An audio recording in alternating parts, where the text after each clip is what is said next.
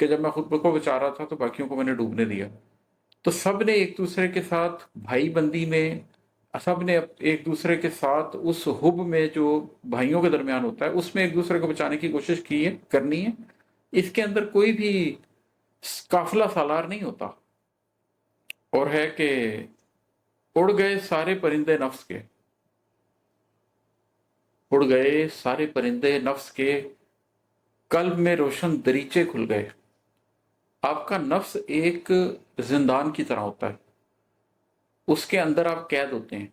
लेकिन जब वो एक दफा जिंदान खुल जाए और नफ्स उड़ जाए, तो फिर जो पीछे आपके पास जगह बचती है वो कल्ब है। फिर उस कल्ब में रोशन दरीचे खुलते हैं, इसलिए कि जिस कल्ब के ऊपर नफ्स हावी हो उस कल्ब पे रोशनी के दरीचे नहीं खुल सकते। हम अपनी दुनिया में जानते हैं कि हमारे घर कोई आम मेहमान भी आना हो तो हम उस दिन अपने घर की खास सफाई करते हैं, और सफाई करते हैं तो फिर उस मेहमान के काबिल समझते हैं अपने घर को।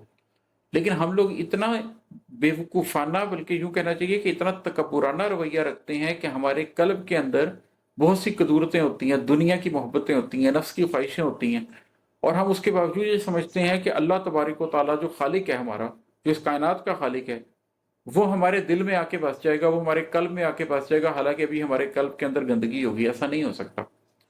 जैसे आप एक आम मेहमान के लिए घर की सफाई किए बगैर मेहमान को नहीं आने देते, उसी तरीके से आप अपने कल्ब की मुकम्मल सफाई किए बगैर, उसे रोशन किए बगैर ये उम्मीद नहीं रख सकते कि अल्लाह आपके घर में मेहमान बनेगा। तो नफ्स के परिंदों को उड़ा दीजिए, इस जिंदान को खोल दीजिए, और जब ये जिंदान खुल जाएगा तो उसके बाद कल्ब में जो रोशन दरीचे खुलेंगे, फिर वो नूर आएगा जिसको नूर इलाही बोलते हैं, और वो आपके कल्ब में आएगा। जितने माजी हाल के जंजाल थे, जितने माजी हाल के जंजाल थे, एक ही फुर्सत में सारे धुल गए। जब आपके कल्ब में नूर उतरता है तो माजी और हाल के सारे जंजाल एक ही फुर्सत में धुल जाते हैं। इसलिए कि ये मुमकिन ही नहीं है कि आपके कल्ब के अंदर अल्लाह उतर आए और उसके बाद आपको छोटी छोटी छोटी छोटी चीज़ों की फिक्र खा जाए। मसाइल मौजूद रहते हैं लेकिन वो आपको तंग नहीं करते।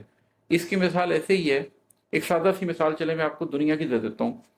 अगर किसी शख्स की 10 करोड़ रुपए की लॉटरी निकल आए तो उस दिन उसे कितना अफसोस होगा इस बात का कि उसका 10 रुपए का नुकसान हो गया। उसके लिए बेमानी हो जाएगा, इसलिए कि 10 करोड़ रुपए की मौजूदगी में 10 रुपए की कोई हैसियत ही नहीं है।